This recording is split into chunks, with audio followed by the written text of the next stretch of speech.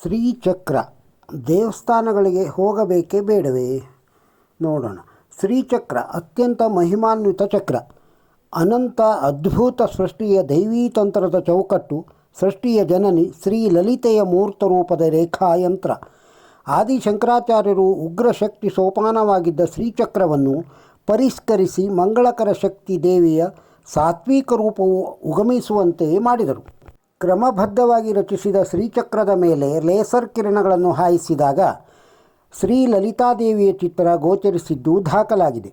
ಜೊತೆಗೆ ಶಬ್ದವನ್ನು ದೃಶ್ಯರೂಪವಾಗಿ ಪರಿವರ್ತಿಸುವ ವಿಜ್ಞಾನ ಶಬ್ದ ಹಾಗೂ ಕಂಪನಗಳ ಪ್ರಭಾವದ ಅರಿವು ಮೂಡಿಸುತ್ತಿದೆ.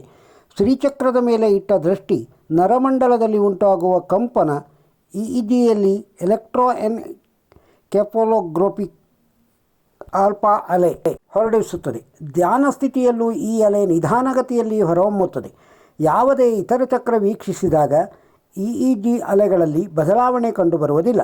ಶಕ್ತಿಯುತ ಅಣು ಕ್ಷಣಗಳಿಂದಾದ ಅಲೆ ವಿದ್ಯುತ್ ಅಯಸ್ಕಾಂತ ಬಲಕಾರಕ ಶಕ್ತಿ ಸಮಾಗಮಕ್ಕೆ ನಾಂದಿ. ಶ್ರೀಚಕ್ರದ ಮೂಲಕ ದಿವ್ಯ ಮಂತ್ರೋಚ್ಚಾರಣೆಗಳಿಂದ ಶಬ್ದ ಬ್ರಹ್ಮ ಶಕ್ತಿ ಇದನ್ನು ಸಾಧಿಸುತ್ತದೆಂದು ಭಾವಿಸಬಹುದು. ಒಂದು ದೃಷ್ಟಿಯಲ್ಲಿ ಆದಿಶಂಕರಾಚಾರ್ಯರನ್ನು ಕಣ ಭೌತಶಾಸ್ತ್ರದ ಪಿತಾಮಹ ಎನ್ನಬಹುದು. ಬೀಜಾಕ್ಷರಗಳ ಅಳವಡಿಕೆಯಿಂದ ಶ್ರೀಚಕ್ರದ ಪರಾಶಕ್ತಿಯ ಚಟುವಟಿಕೆಯನ್ನೇ ನಿಗ್ರಹಿಸಿದರು.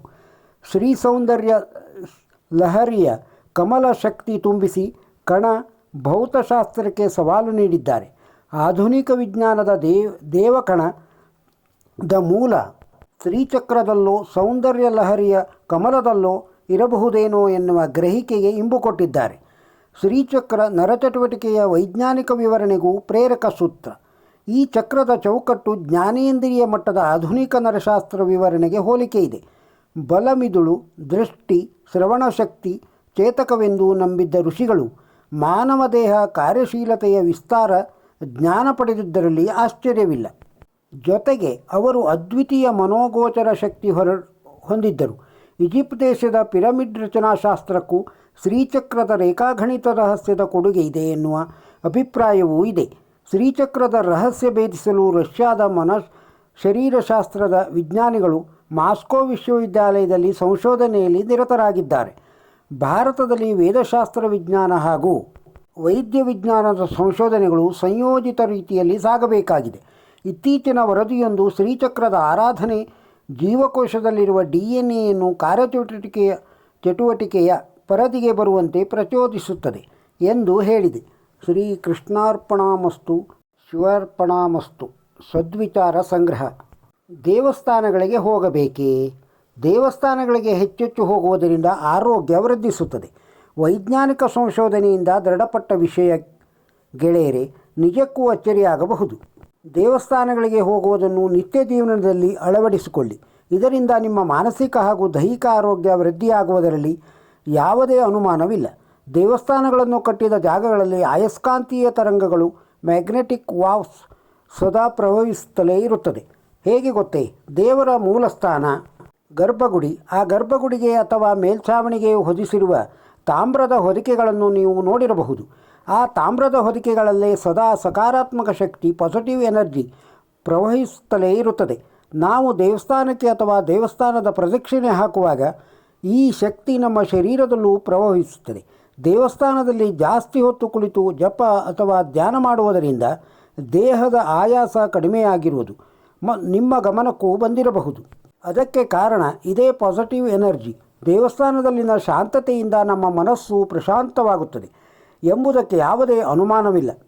ಇನ್ನೂ ಇದೆ, ಪವಿತ್ರವಾದ ಗರ್ಭಗೃಹ 3 ಕಡೆಯಿಂದ ಮುಚ್ಚಲಾಗಿರುತ್ತದೆ. ಮುಖ್ಯದ್ವಾರ ಒಂದೇ ತೆರೆದಿರುತ್ತದೆ. ಗರ್ಭಗುಡಿಯಲ್ಲಿ ಪ್ರವಹಿಸುವ ಅಯಸ್ಕಾಂತೀಯ ತರಂಗಗಳು ಮ್ಯಾಗ್ನೆಟಿಕ್ ವಾಲ್ಸ್ ಮುಖ್ಯದ್ವಾರದ ಮೂಲಕ ಜೋರಾಗಿ ಚಿಮ್ಮುತ್ತದೆ. ಆದ್ದರಿಂದ ಮುಖ್ಯದ್ವಾರದ ಮುಂದೆ ನಿಂತಷ್ಟು ನಮಗೆ ಸಮಾಧಾನವಾಗುತ್ತದೆ. ಒಂದೆಡೆ ದೇವರ ದರ್ಶನ, ಇನ್ನೊಂದೆಡೆ ಆಯಾಸ ಪರಿಹಾರ. ಹೇಗಿದೆ ನೋಡಿ. ಹಾಗೆ ದೀಪಗಳಿಂದ ಬೆಳಕಿನ ಶಕ್ತಿ, ಲೈಟ್ ಎನರ್ಜಿ, ಘಂಟಾನಾದದಿಂದ ಹಾಗೂ ಮಂತ್ರಕೋಶಗಳಿಂದ ಶಬ್ದಶಕ್ತಿ, ಸೌಂಡ್ ಎನರ್ಜಿ, ಹೂಗಳ ಪರಿಮಳದಿಂದ, ಕರ್ಪೂರದ ಸುವಾಸನೆಯಿಂದ ರಾಸಾಯನಿಕ ಶಕ್ತಿ, ಕೆಮಿಕಲ್ ಎನರ್ಜಿ.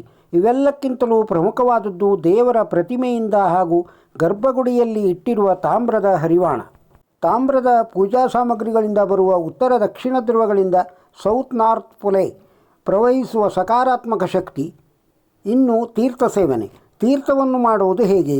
ಯಾಲಕ್ಕಿ, ತುಳಸಿ, ಲವಂಗ ಮುಂತಾದವುಗಳಿಂದ ಇವುಗಳನ್ನು ನೀರಿಗೆ ಹಾಕುವುದರಿಂದ ನೀರಿನಲ್ಲಿಯೂ ಸಕಾರಾತ್ಮಕ ಶಕ್ತಿಯು ಉದ್ಭವವಾಗುತ್ತದೆ.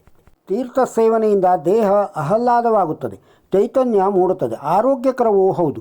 ಹೇಗೆಂದರೆ ಲವಂಗ ನಮ್ಮ ಹಲ್ಲುಗಳ ಆರೋಗ್ಯವನ್ನು ವೃದ್ಧಿಸುತ್ತದೆ, ತುಳಸಿ ನೆಗಡಿ ಕೆಮ್ಮು ಬರದಂತೆ ತಡೆಯುತ್ತದೆ, ಯಾಲಕ್ಕಿ ಅಥವಾ ಪಂಚಕರ್ಪೂರ ಬಾಯಿಯನ್ನು ಶುದ್ಧವಾಗಿಸುತ್ತದೆ. ಇನ್ನು ಅನೇಕ ಔಷಧೀಯ ಗುಣಗಳು ತೀರ್ಥದಲ್ಲಿ ಇರುತ್ತವೆ. ದೀಪಾರಾಧನೆ, ವಿಶೇಷ ಪೂಜೆಗಳ ದಿನಗಳಲ್ಲಿ ದೇವಾಲಯಗಳಲ್ಲಿ ಹೆಚ್ಚು ಹೆಚ್ಚು ಸಕಾರಾತ್ಮಕ ಶಕ್ತಿಯ ಸಂಚಾರವಾಗುತ್ತಿರುತ್ತದೆ. ಇನ್ನು ದೇವಸ್ಥಾನಗಳಲ್ಲಿ ಶುದ್ಧಿಗಾಗಿ ನೀರನ್ನು ದೇಹದ ಮೇಲೆ ಚಿಮುಕಿಸುತ್ತಿರುವುದನ್ನು ನೋಡಿರಬಹುದು. ಇದರಿಂದ ನಮ್ಮ ಶರೀರದ ಶುದ್ಧಿ ಹಾಗೂ ಆಯಾಸದ ನಿವಾರಣೆಯಾಗುತ್ತದೆ. ಆ ಕಾರಣದಿಂದಲೇ ಪುರುಷರು ದೇವಸ್ಥಾನಕ್ಕೆ ಹೋಗುವಾಗ ಅಂಗಿಯನ್ನು ಕಳಚಿಟ್ಟು ಹೋಗುವುದು ಒಳ್ಳೆಯದು. ಮಹಿಳೆಯರು ಜಾಸ್ತಿ ಒಡವೆಗಳನ್ನು ಹಾಕಿಕೊಂಡು ಹೋಗುವುದು ಒಳ್ಳೆಯದು. ಏಕೆಂದರೆ ಲೋಹಗಳಿಂದ ಶಕ್ತಿಯ ಸಂಚಾರ ದೇಹದಲ್ಲಾಗುತ್ತದೆ. ಸಾಕಲ್ಲವೇ ಇಷ್ಟು ವೈಜ್ಞಾನಿಕ ಆಧಾರ? ಆದ್ದರಿಂದ ಸ್ನೇಹಿತರೆ, ದೇವಸ್ಥಾನಗಳಿಗೆ ಹೆಚ್ಚೆಚ್ಚು ಭೇಟಿ ನೀಡಿ. ಈ ವಿಡಿಯೋದಲ್ಲಿರುವ ಮಾಹಿತಿ ನಿಮಗೆ ಇಷ್ಟವಾಗಿದ್ದರೆ ಒಂದು ಲೈಕ್ ಕೊಡಿ. ಇದನ್ನು ಇತರರಿಗೂ ಶೇರ್ ಮಾಡಿ. ನಮ್ಮ ಚಾನಲ್ಗೆ ಇನ್ನೂ ಸಬ್ಸ್ಕ್ರೈಬ್ ಆಗದೇ ಇದ್ದರೆ ಸಬ್ಸ್ಕ್ರೈಬ್ ಆಗಿ. ಈ ಹಿಂದೆ ಹಾಕಿದ ವಿಡಿಯೋಗಳನ್ನು ಸಹ ನೋಡಿ ಪ್ರೋತ್ಸಾಹಿಸಿ. ನಮಸ್ಕಾರ.